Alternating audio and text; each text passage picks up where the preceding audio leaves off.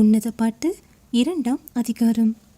நான் சாரோனின் ரோஜாவும் பள்ளத்தாக்குகளின் lily புஷ்பமுமாயிருக்கிறேன். முள்ளுகளுக்குள்ளே lily புஷ்பம் எப்படி இருக்கிறதோ அப்படியே குமாரத்திகளுக்குள்ளே எனக்கு பிரியமானவளும் இருக்கிறாள். காட்டு மரங்களுக்குள்ளே கிச்சிலி மரம் எப்படி இருக்கிறதோ அப்படியே குமாரருக்குள்ளே என் நேசர் இருக்கிறார். அதன் நிழலிலே வாஞ்சையாய் உட்காருகிறேன். அதன் கனி என் வாய்க்கு மதுரமாயிருக்கிறது. என்னை விருந்து சாலைக்கு அழைத்து கொண்டு போனார். என்மேல் பறந்த அவருடைய கொடி நேசமே. திராட்சரசத்தால் என்னை தேற்றுங்கள், கிச்சிலி பழங்களால் என்னை ஆற்றுங்கள். நேசத்தால் சோகமடைந்திருக்கிறேன். அவர் இடது கை என் தலையின் கீழ் இருக்கிறது. அவர் வலது கை என்னை அணைத்து கொள்ளுகிறது. எருசலேமின் குமாரத்திகளே, எனக்கு பிரியமானவளுக்கு மனதாக மட்டும் நீங்கள் அவளை விழிக்க பண்ணாமலும் எழுப்பாமலும் இருக்கும்படி வெளிமான்கள் மேலும் வெளியின் மறைகள் மேலும் உங்களை ஆணையிடுகிறேன். இது என் நேசருடைய சத்தம். இதோ அவர் மலைகள் மேல் குதித்தும் மேடுகள் மேல் துள்ளியும் வருகிறார். என் நேசர் வெளிமானுக்கும் மறை குட்டிக்கும் ஒப்பாயிருக்கிறார்.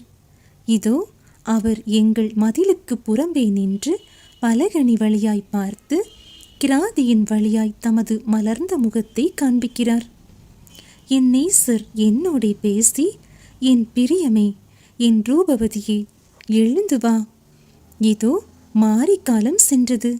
மழை பெய்து ஒழிந்தது. பூமியிலே புஷ்பங்கள் காணப்படுகிறது. குருவிகள் பாடும் காலம் வந்தது.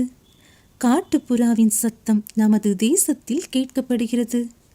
அத்திமரம் காய் காய்த்தது. திராட்சை கொடிகள் பூ பூத்து வாசனையும் பரிமளிக்கிறது.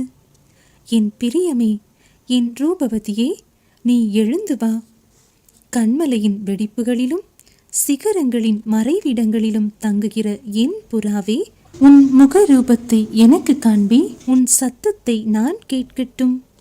உன் சத்தம் இன்பமும் உன் முகரூபம் அழகுமாயிருக்கிறது என்றார். திராட்சை தோட்டங்களை கெடுக்கிற குளிநரிகளையும் சிறு நரிகளையும் நமக்கு பிடியுங்கள். நம்முடைய திராட்சை தோட்டங்கள் பூவும் பிஞ்சுமாயிருக்கிறதே.